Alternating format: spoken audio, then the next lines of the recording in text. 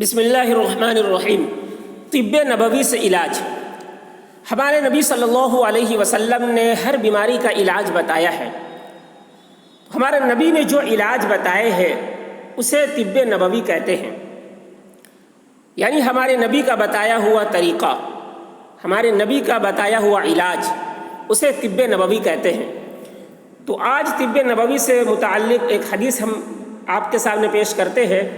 اس حدیث میں بتایا گیا ہے کہ جب پیشاب بند ہو جائے، پیشاب رک جائے، تو کون سی دعا پڑھنی چاہیے، کون سا وظیفہ پڑھنا چاہیے، یہ اس میں ہمارے نبی نے بتایا۔ تو حدیث مستدرک کی حدیث ہے، حدیث نمبر 7512، حدیث نمبر 7512 مستدرک کی حدیث ہے، اور حدیث کے راوی حضرت فضالہ رضی اللہ عنہ ہے۔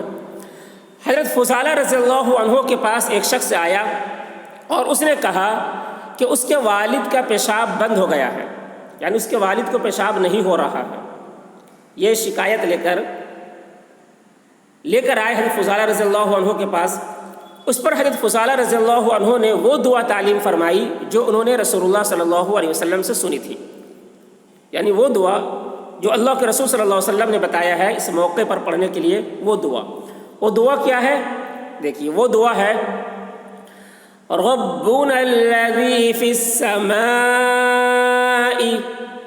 تقدس اسمک امرک فی السماء والارض کما رحمتک فی السماء والارض واغفر لنا حوبنا وخطايانا يا رب الطيبين أنزل شفاء من شفائك ورحمة من رحمتك على هذا الوجع۔